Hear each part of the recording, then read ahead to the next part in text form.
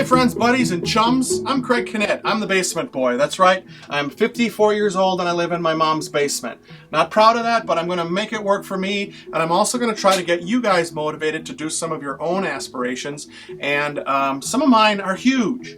I want to create a children's book, which I'm going to definitely do on this podcast, because that's something that has been sitting in my back pocket for 20 years, and that baby is going to be important because it's talking a little bit about addictions to an age group that can reach everybody of all ages, but specifically something that can bring up talking points for little younger kids and stuff like that. And it's a fun story.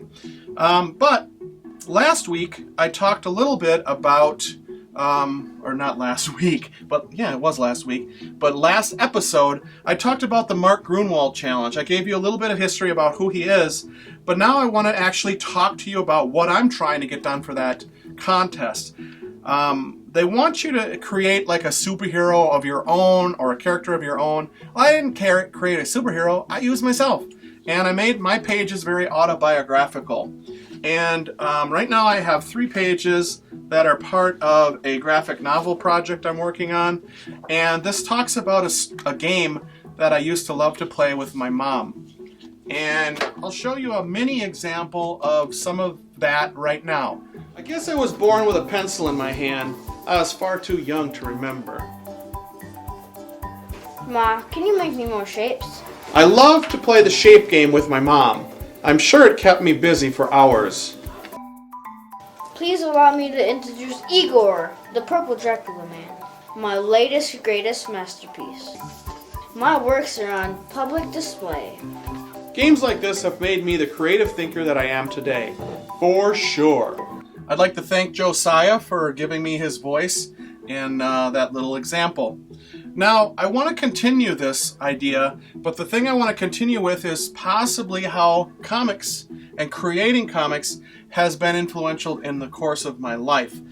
Starting with in 6th grade, when myself and a friend named Peter, we actually were working on a comic project together, which was going to be called Butcho and Spigs. And Butcho and Spigs were 2 kids. One was a skinny nerd and one was a tough guy character.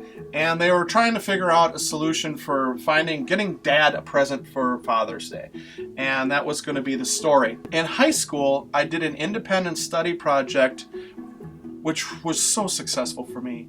If you're the type of kid and you're in high school right now and you're lost and you're really trying to find, the directions that you want to go, and school is boring the crap out of you, find yourself a teacher that can sort of supervise you during a study hall period and write up your own independent study class.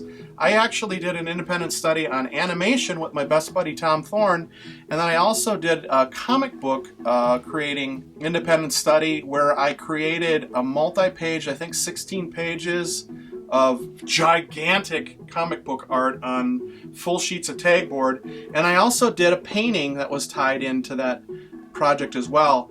And the weird thing is that it was the lesson plans were written by me. The what I wanted to get accomplished was figured out by myself, and I never in my life worked harder in a class than it was for an independent study class. So I strongly believe in them.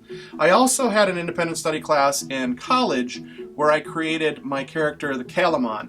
And that was supposed to be the intro to a film process, and it still might be. It still is tied to a project I'm trying to develop right now for a potential TV series shot here in the state of Wisconsin. Blah, blah, blah. Talk about that all the time, Mr. Craig. Why don't you get something done with that? Why? Okay, thank you. I'll listen to you. With that said, I'm going to take those experiences and sort of turn them into some of the story that I want to tell for the next chapter in these pages that I'm going to create. And I got to write a script for that. I got to kind of plan it out. And one of the things that I've been doing that helps me when I'm writing, I've got an hour-long trip to Green Bay from here every day when I'm working. And I got an hour-long trip back, oddly enough. Weird. They don't get shorter. I take my phone with me and I actually dictate into my phone and it translates it through. So I'll find myself going, Let's see, let me think of an example. Okay, I'm writing Food Check for the kids.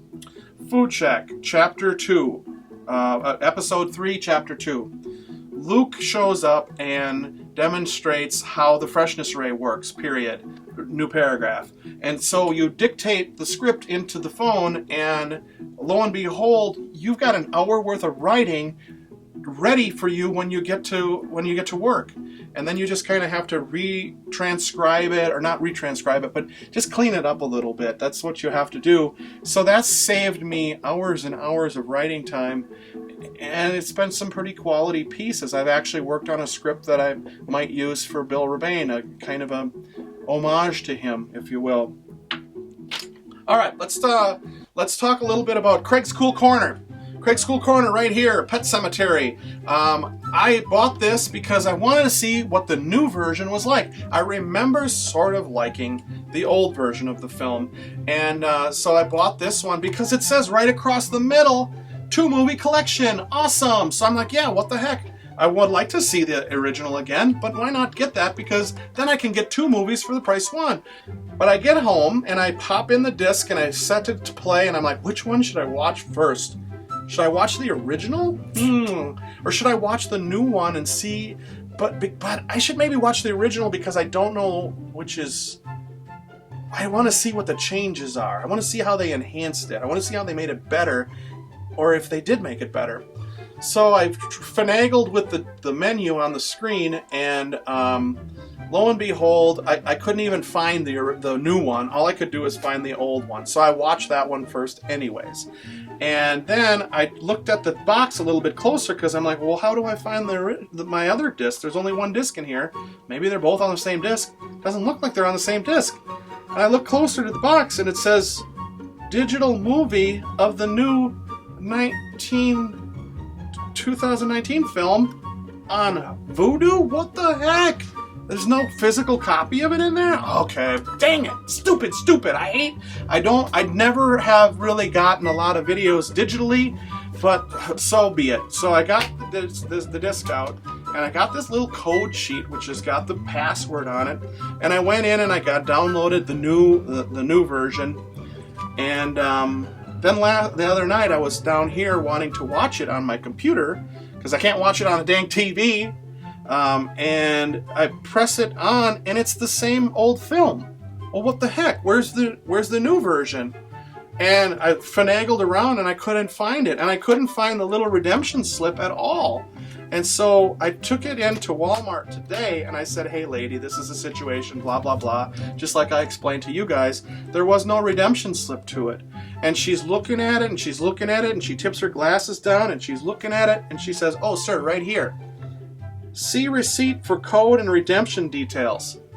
Well, lady, I don't have the receipt anymore. Oh, and this wording is microscopic. It is so tiny. I was just like, I'm sitting in the store. I'm like, okay, so I just got screwed. $10, big deal. But how devious. This was just downright devious of them to kind of go about this particular way of doing that. I was not pleased with that at all. So Craig's Cool Corner is kind of a little bit of a bummer because I didn't get to see the new version of the film, but the old version holds up fairly well. Lastly, I'm going to be going to see my cousin Joe in 2 days, and Joe is going to be at the San Diego Comic-Con. And at the San Diego Comic-Con, Joe's going to be talking about traveling because he's actually doing podcasts and hosting tours for pop culture type tours around different places. He did one on Harry Potter and all the different locations where they shot some of the movies. So he's kind of into all that type of stuff. But he's going to be speaking at Comic-Con, which is awesome.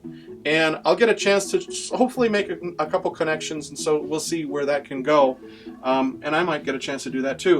But in the next couple of episodes, Craig's Cool Corner is going to have some really, really cool stuff because I'll be bringing some stuff back from Comic-Con, and I don't even know what it's going to be yet. But anyways, ladies and gentlemen, always think about the fact that Any forward momentum is something that should be celebrated. And even if it's just talking about a concept and figuring it out a little bit more concretely as you're working, like I did tonight with my next part of my script here, that's success. And those are things that I want you to think about when you're working on your own projects. All right, so until then, my name is Craig Knitt, and I'm the Basement Boy. Thank you guys for checking me out. And if you have any comments or thoughts, just get a hold of me and let me know. Have a great night. Be creative. Fake drawing, fake drawing, fake drawing, fake drawing.